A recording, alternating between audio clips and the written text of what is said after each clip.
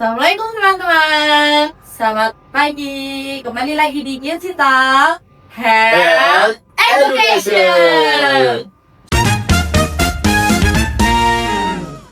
Senang sekali bisa membersamai teman-teman. Di episode kali ini kita akan membahas tentang gaya hidup sehat untuk generasi Z. Wow. Di era digital seperti sekarang, hampir semua aktivitas dilakukan dengan bantuan teknologi. Kita belajar menggunakan laptop, mengerjakan tugas melalui internet, berkomunikasi lewat media sosial, bahkan hiburan pun banyak dihabiskan dengan menonton video atau bermain game. Sayangnya kebiasaan ini sering membuat kita lupa menjaga kesehatan, betul kan? Betul. Padahal kesehatan bukan hanya berarti tidak sakit. Menurut WHO, sehat adalah keadaan sejahtera secara fisik, mental, dan sosial. Jadi menjaga kesehatan harus dilakukan secara menyeluruh.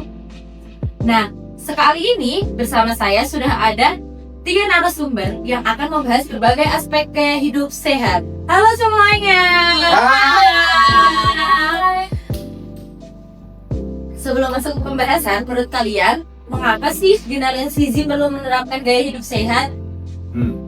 Karena kebiasaan yang kita lakukan dari muda itu akan mempengaruhi kesehatan kita di masa depan. Jadi kita sekarang harus mulai terbiasa hidup sehat seperti makan makanan sehat, aktif bergerak, dan menjaga pola hidup kita. Nah, Mbak Najwa, itu benar banget sih kalau menurutku. Karena kalau misal kita itu hanya melakukan kebiasaan kita itu dari muda, misalnya kita itu kekurangan makanan sehat dan kita menjaga pola hidup, apalagi pola tidur kan. Apalagi kan anak muda seperti kita kan kayak kuliah gitu kan. Nah, itu kan sering lembur-lembur, terus kita dopingannya kopi atau apalah, yang penting makan makanan yang tidak sehat. Nah, menurut Kak Najwa nih, salah satu contoh gaya hidup sehat tuh kayak gimana tuh? Buat kita yang relate nih sama mahasiswa. Mungkin dengan kita bisa sarapan yang tepat. Nah, contoh sarapannya tuh kayak kalau misal nih, kayak sarapannya biasanya udading terus, ya kan? Udading terus. Nah, lebih baik tuh kita kan sama-sama nih harganya, misal kita beli 5.000 nih, lebih baik kita daripada beli udading, kalau menurut saya lebih baik mending beli telur atau beli telur rebus kan bisa dibeli kan sekarang dari some itu. Nah, daripada kita beli yang apalagi yang fast food tuh. Nah, fast food kan agak itulah, sebenarnya fast food itu juga sehat, tetapi kalau misal dikonsumsinya dengan kadar yang normal. Kalau misal setiap hari kamu makan burger, ya terus kamu. Nah, sebelum kita masuk ke topik pembahasan kita mengenai pola hidup sehat dan yang lainnya, kita perkenalan dulu nih. Ada saya sebagai narasumber. Bukan narasumber. Next episode kayaknya Bukan narasumber. Maksud saya sebagai apa? Kayak host. Ya, kita berdua sebagai host, dan siapa nih yang nomor 1 tadi? Kak Najwa ya kan? Saya sebagai narasumber di sini dan teman-teman saya. Kenalan dong. Yang tengah namanya siapa? Hai, aku Paulus. Halo Kak Paulus. Hai, aku Deska. Halo Kak Deska. Nah, ini kita dari kelas B keperawatan kelompok berapa ya? Kelompok 2 ya kita. Ya. Nah, ini kayak ya bikin tugas bahasa Indonesia yang bertemakan podcast lah tentang gaya hidup sehat dan lain-lain. Semoga nanti podcast ini kita dapat belajar bersama dan juga dapat mendapatkan ilmu yang bermanfaat dari podcast ini ya teman-teman. Apalagi kan ini kan podcastnya kan baru banget nih, bahasa Indonesia. Wah, first time. Iya. Sangat first time sekali. Nah, tanpa berlama-lama kita langsung ke topik yang pertama, pola hidup. Seperti yang dikatakan dari Kak Budi, kita akan memasuki pola makan sehat. Boleh dijelaskan apa sebenarnya yang dimaksud dengan pola makan sehat? Jadi pola makan sehat itu adalah perilaku mengkonsumsi makanan yang mengandung semua unsur gizi yang seimbang, yang sesuai dengan kebutuhan tubuh, seperti terpenuhinya karbohidrat, protein, lemak, dan vitamin, agar organ tubuh kita dapat bisa bekerja dengan baik. Tapi gini, Kak Najwa, kan masih banyak nih anak remaja yang melewatkan sarapan karena terburu-buru. Apakah sarapan itu memang penting? Nah, itu kan pembahasan kita yang pertama tadi ya. Kalau misal sarapan itu yang sehat-sehat, yang kayak kita itu bisa dari murah lah, dari goreng, bagus. Tapi kan ini kan ada pertanyaan nih dari teman-teman anak lain. Apakah sarapan tuh emang sepenting itu sih buat kita itu kuliah? Apalagi kan kita kan pasti kuliahnya kan dari jam 7 nih sampai jam sore. Nah, menurut Kak Najwa dan teman-teman gimana? Menurut aku sarapan itu penting banget ya. Kadang kan kita juga disuruh sama dosen kita untuk selalu sarapan sebelum memulai kelas karena dapat membantu kebutuhan energi kita selama berkegiatan. Oh iya. Jadi memang sarapan itu ya penting. Tapi kalau misal kelewat ya sarapannya ya diganti 1 jam setelah kelas minimal lah. Ya biar kita itu kan biar kita itu ada energi pas masuk kelas biar masuk pelajarannya. Ya diusahakan ya teman-teman untuk sarapan ya. Walaupun kita itu emang rawat itu lembur-lembur nggak apa-apa, yang penting apa? Yang penting makan, sarapan. Betul nggak Kak Desa? Bener nggak Kak Desa? Betul. Nah, selanjutnya Kak Desa apa tuh? Lalu gimana Kak Najwa untuk konsumsi di era sekarang dari dunia kesehatan gimana? Kalau makanan fast food itu kan memang praktis ya, tapi itu tidak boleh terlalu sering dikonsumsi karena dapat meningkatkan risiko obesitas, dan juga diabetes, tekanan darah tinggi, dan dapat menyebabkan penyakit jantung lain. Itu bener sih kalau apalagi yang kayak kemasan-kemasan itu yang misal kalau kita lihat di kalorinya tuh banyak banget tuh kalorinya. Udah kayak setara makan siang, yang makanan siangnya itu ayam, terus nasi, oseng dan lain-lain kan. Itu baru satu saset, baru satu wadah lah. Nah, terus gimana sih caranya kalau kita itu mengurangi kebiasaan kita untuk makan junk food atau fast food itu gimana? Mungkin bisa diganti dengan cemilan-cemilan lain yang lebih sehat seperti yogurt, buah-buahan, macam-macaman, dan memakan lauk yang memiliki protein yang tinggi seperti ikan, telur, tahu, dan tempe. Nah, ini Kak Paus.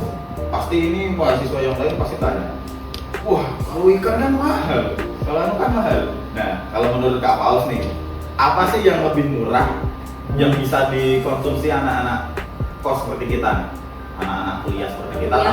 tapi proteinnya tinggi ataupun seratnya tinggi, pokoknya gizi seimbang lah. Ada nggak sih yang murah? Masa MBG aja sampai yang murah kan? Oh, coba Paus apa tuh? Bisa Kak, seperti telur gitu, terus tempe yang tadi dibilangin sama Kak Najwa. Sebenarnya ada benernya juga sih, tapi kan anak muda kan sekarang kan pengennya yang beraneka ragam rasa. Sebenarnya menurut Kak Najwa nih, intinya itu kita itu membatasi makanan junk food atau mengurangi, atau malah kita itu melarang makan makanan favorit tetapi mengatur porsinya agar tetap seimbang. Itu yang mana nih menurut Kak Najwa? Mungkin kita bisa mengurangi sih, kalau membatasi kayaknya susah ya. Apalagi di era sekarang ya. Iya, jadi mungkin kita bisa mengurangi, tapi sambil menyeimbangkan kebutuhan gizi kita gitu. Oh iya. Oke, teman-teman, selanjutnya kita akan berada di fase kedua, yaitu adalah apa Kak? Ada sah? Aktivitas fisik. Yeay! Sekarang kita beralih ke aktivitas fisik. Banyak anak muda sekarang tuh mengatakan gak punya waktu buat olahraga, ya nggak? Iya, bener banget. Terus bagaimana nih menurut kalian tentang anak muda yang berpikiran seperti itu? Itu sih menurutku mindset mereka tuh harus berubah gitu. Soalnya gimana ya, olahraga tuh gak harus yang berat-berat gitu kan. Iya benar. Misal ya sekolah, nah mau ke kantin kan udah jalan gitu, nah tinggal ditambah lagi atau ke kampus gitu, mungkin muter-muter kampus ya. Iya. Naik tangga kan bisa. Apalagi itu aku tuh anaknya kan senang olahraga kan. Kalau misal ditanyain, kamu tuh olahraga buat apa? Buat gini. Kalau bisa nggak jadi atlet nih, aku kalau milih olahraga nih, ya buat sehat-sehat aja. itu investasi jangka panjang tuh. Betul. Betul kan? Siapa tahu kalau misal teman-teman kita nanti umur 50 nih, mereka udah aduh bayokan yuk. Nah, saya masih bisa angkat-angkat berat, masih bisa gitu kan. Kan lebih bagus daripada kita tiduran doang di rumah terus cuma ngapain gitu. Gak baca buku juga, ayo. Baca buku jarang, olahraga jarang. Kesadaran diri aja Iya. kan ya baliknya. Tapi kalau misal menurutku nih, kalau misal orang tuh mau dipaksa olahraga itu susah. Nah, kecuali kalau misal kita itu contohin, jangan kita suruh, tetapi kita itu harus kayak apa? Kita itu promosiin lah kesehatan tuh, kayak olahraga tuh. Misalnya teman kita nggak suka olahraga, kita olahraga sih di depannya. Itu kayak temanku itu kalau misalnya aku olahraga di depannya kayak seneng gitu lihatnya. Kok kamu olahraga terus sih gitu. FOMO ya.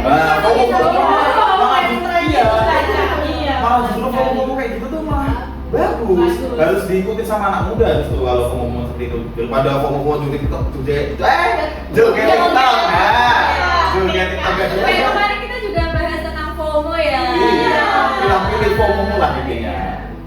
Lalu apa sih manfaatnya bagi kesehatan tentang aktivitas fisik itu? Itu bisa menjaga kayak tulang, terus otot, masa otot gitu kan, terus memperbaiki jantung, terus banyak manfaat. Ya kayak memelancar peredaran darah juga kan. Meningkatkan daya tahan tubuh ya. Iya. Terus kalau berapa lamanya nih kayak jangka dianjurkan untuk remaja kan Gen Z itu kan remaja ya, maksudnya remaja ke dewasa itu dianjurkan berapa lama? Itu sekitar perharinya ya 60 menitan. Ya. Itu kalau misal standar lah, tapi kalau kita misal kayak mau apa? Kita sibuk banget nih. Iya. Ya, kayak, 30. mungkin 30 menit bisa Kita 15 bagi-bagi menit. ya sesinya. Iya. Tergantung jadwal padatkan Nah, juga. sebenarnya nggak harus setiap hari juga sih, kan ada kadar kayak rest Iya. itu kan istirahat. Nah kayak dalam 1 minggu nih kita 1 kali atau 3 kali, itu minimal banget tuh. Yang penting konsisten. Ah, yang Iya penting sih, konsisten. bener. Soalnya sekarang anak muda tuh yang sekarang yang bisa itu badan kekar, kalau nggak body goals yang cewek tuh, wow, apalagi yang cewek tuh. Nah, bener banget tuh. Berarti alasan nggak sempat olahraga itu bisa diatasi ya? Bisa. Bisa tuh tergantung dari diri sendiri. Oke. Motivasi aja sih itu.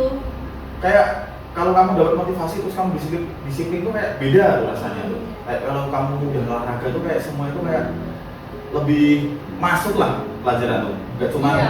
kan kalau misalnya habis olahraga kan? Nambah kepositifan. Positive vibes lah.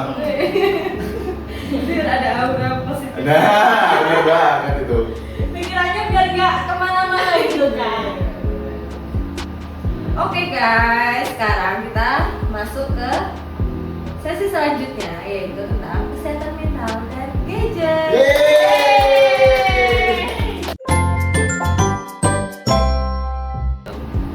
Selain fisik, kesehatan mental juga menjadi perhatian utama pada generasi Z masa sekarang. Mengapa sih Kak Deska demikian? Itu karena generasi Z itu menghadapi banyak tekanan, mulai dari tugas ya, contohnya tugas sekolah, kuliah, pekerjaan, atau tuntutan prestasi. Biasanya kan beberapa anak kan itu ada tuh yang dituntut untuk menjadi ini, menjadi itu. Ah, ya, Makanya benar itu kan sih. pasti bikin stres, bikin Iya, down iya, gitu iya. kan ya. Nah, jika tidak dikelola dengan baik, semua itu tuh dapat menyebabkan stres. Ya bener banget. Bahkan cemas ya Kak ya Iya, biasanya. itu pasti sih. Apalagi kalau misal anak-anak tuh kalau bisa dituntut, wah kamu harus jadi ini, kamu harus jadi dokter sana. Itu berat banget sih. Kayak anak-anak tuh kayak lebih jadi tertekan lah. Iya, kayak jadi bebasin. Aku tuh passionnya di sini loh. Iya. Kayak orang tua itu kayak nggak pernah apa? Kayak nggak tahu passionnya anaknya gitu loh. Kayak kamu tuh harus nurut ini.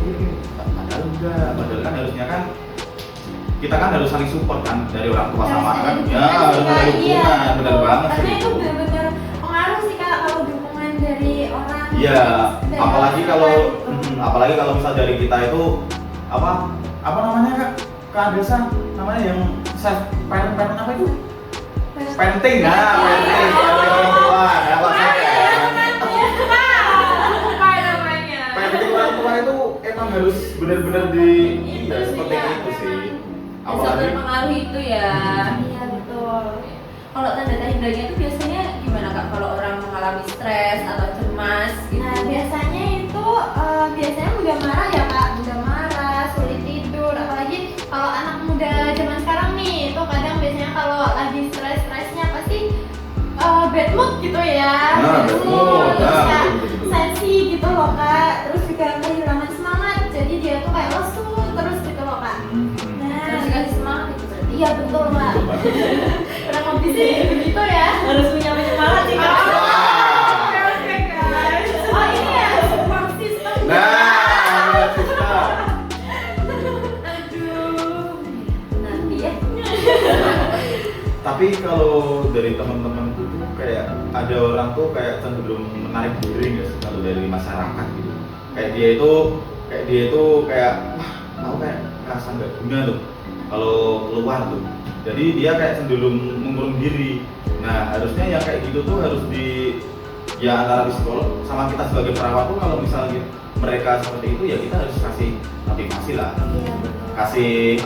kasih arahan lah bagaimana caranya kalau misal di rumah sakit itu dia mulai menarik diri, apalagi kalau misal pasien operasi tuh, pasien operasi pasca bedah tuh, kalau misal ada yang di bedah, ada yang di bagian tubuhnya yang kurang kan, nah itu wah saya Itu pasti Minder sih. iya, Iya. karena kan pasti kan Iya. ada tuntutan kerja juga kan, ada Iya. tuntutan kerja, tuntutan sekolah, prestasi juga yang mungkin dari salah satu bagian tubuhnya itu yang diandalkan jadi nggak ada kan, jadi mereka itu kayak wah insecure kalau misalnya aku nggak ada ini, nggak ada misal nggak ada tangan nih, nah aku bakal gimana cara prestasinya, bakal gimana nih aku bagaimana bertemannya gimana, Overthinking ya kan? nah bikin overthinking, Iya, bikin betul. stres itu yang harus dilakukan perawat sekarang memang itu sih dari dulu emang harus sebagai perawat itu kita harus seperti itu dalam pasien. Ada juga kok dalam pelajaran yang di sebelum berpikir falsafah. Oh, falsafah, ya.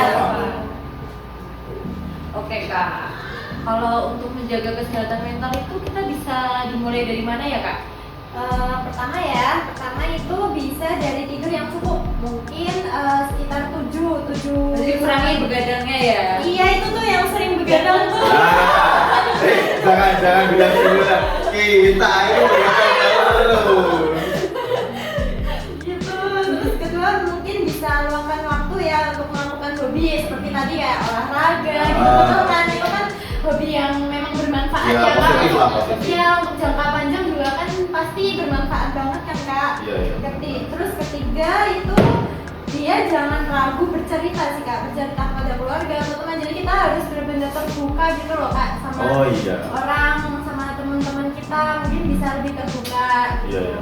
Emang benar banget sih. Kalau misal ada nih temanku, dia itu nggak mau kalau misal nggak mau cerita tuh kayak cuma diem aja, dipendem itu malah jadi masalah Iya sebenarnya. sih kak. Sebisa mungkin. Karena dia terlalu banyak menanggung beban sendiri gitu. Iya, apalagi kalau sekarang ada kata-katanya lelaki tidak bercerita. Itu salah semua. Salah ya guys ya. Iya, Budi itu suka cerita. Itu salah. Karena kalau menurutku itu laki-laki itu justru harus sering bercerita. Betul. Karena laki-laki kan harus banyak tuntutannya juga. Banyak tanggung Tanggung jawabnya jawabnya kak. gitu. Iya. Kayak apalagi kalau misal udah remaja, udah beranjak ke masa dewasa tuh kayak udah mau memasuki fase nikah lah misalnya, itu kan tentunya banyak sekali di patriarki lah, dia begini lah, harus sama istri harus salahnya, harus sama anak harus sayang lah, nggak boleh berdua-duakan lah, gitu kan, harus bekerja sama rata lah, terus banyak banget lah tuntutan kerja, tuntutan apapun.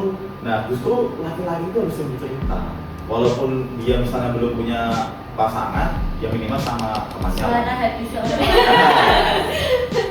Walaupun gak punya pasangan, iya. minimal sama temen, Curhat. sama temen kalau nggak sama orang tua lah. Karena kan kalau ya jujur aja sih, laki-laki itu kadang tuh beberapa orang itu gengsi kalau bisa bilang sama orang tuanya, iya kan? Kadang itu gengsi. Apalagi kalau misal dia kan jauh juga kan sama orang tuanya, kayak gengsi gitu. Dikurangi gengsinya. Kayak semua orang tuh berhak untuk menangis.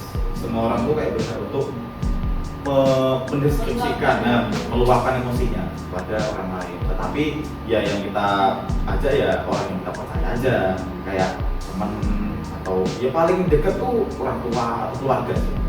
Ya kan Kak? Betul. Nanti bisa dibahas di Karena kalau misalnya kita bahas yang ini panjangan ya. Nanti durasinya bakal lama. Nah, nggak 1 jam lebih Pak. Iya sih.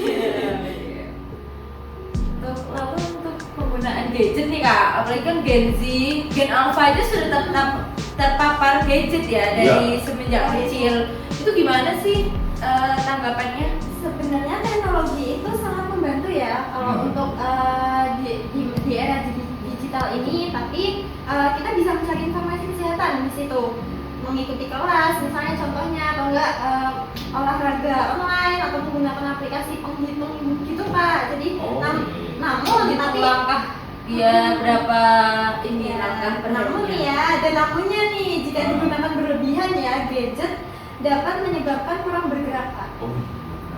Misalnya kayak gangguan tidur gitu, nyeri leher, kelelahan mata, juga bisa menurunkan konsentrasi. Itu paling banyak sih itu konsentrasi gampang itu. di-distract gitu sih. Iya, scroll itu. Iya sih benar nanti. Apalagi kalau sekarang yang ini tadi nih, yang apa kurang bergerak, apa sekarang Gojek, Iya. Betul sekali. sekarang Shopee gitu kan. Kadang tuh ya bagus sih, itu kan kayak lebih Memberi rezeki orang lain ya. Tapi kan di sisi lainnya kita juga harus bergerak nih, biar kita itu ya minimal ke warung jalan lah. Kalau bisa ke warung aja, masa ke warung kita pesen Gojek suruh kantorin kan. Kalau misal nggak usah Gojek nih, pakai motor aja deh, pakai motor diganti dari motor tuh pakai sepeda misalnya. Kalau nggak sepeda jalan kaki kan. Kalau yang deket-deket, yang Mengurangi BBM. Apalagi pertama Nah. kali ya teman-teman. nah Pengguna pertama apalagi tuh kayak Gini nanti jadinya. kayak sekarang kan BBM lagi naik dan lain-lainnya. Kalau misal masa ke warung aja pakai motor. Umat Anak muda kok ke warung pakai motor. Jalan kaki masa cuma 100 meter doang Iya. pakai motor. Kalau aku mending jalan kaki lebih aman. Apalagi aku anak kos. Ngepres banget kan orangnya kalau beli gitu. Jadi kita harus bijak ya teman-teman dalam menggunakan media sosial, teknologi yang ada sekarang. Betul. banget. Ya, gunakan teknologi ya teman-teman sebagai alat yang bermanfaat, bukan sampai mengganggu kesehatan apalagi mental kalian sih. Nah, bener banget tuh standar-standar Iya. TikTok tuh. Atau standar-standar media sosial yang di luar nalar cuy. Bener kan? Iya benar-benar. Oke teman-teman, kita ke sesi selanjutnya yaitu tips hidup sehat. Yeay. Nah, di sesi terakhir nih sebelum kita tutup nih, ada pertanyaan nih dari teman-teman perawat lain. Buat Kak Diska, Kak Faustina, Kak Najwa. Pertanyaannya itu gini, sebagai penutup boleh diberikan tips nggak? Yang sederhana aja deh, buat teman-teman mahasiswa atau yang lainnya deh, biar kita itu bisa hidup sehat secara ya sehat badan, sehat jasmani dan lain-lain.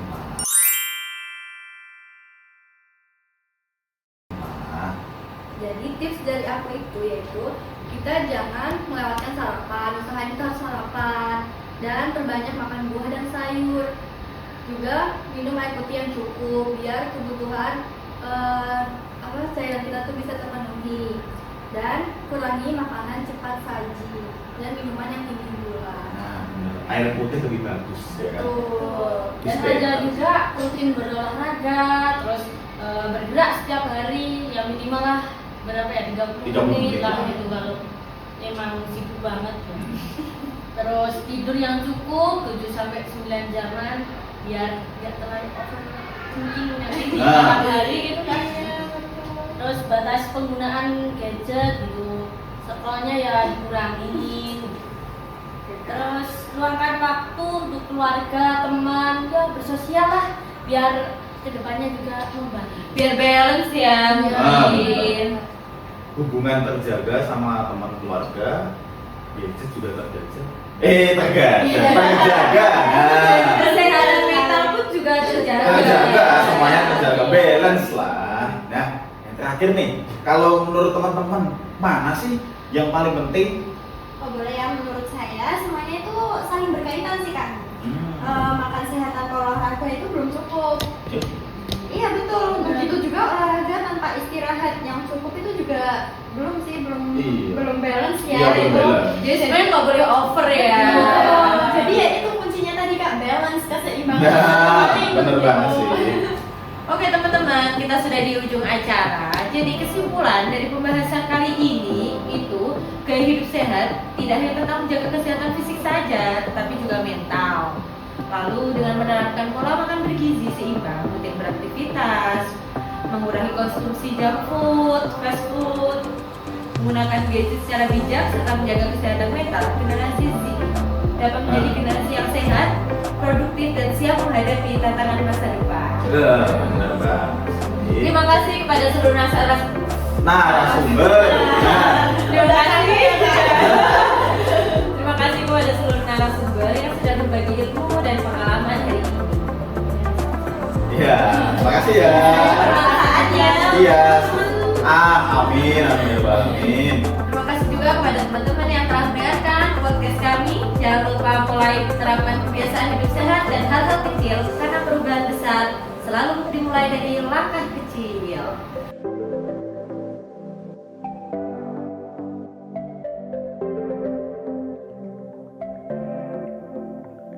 Tiga, sampai jumpa.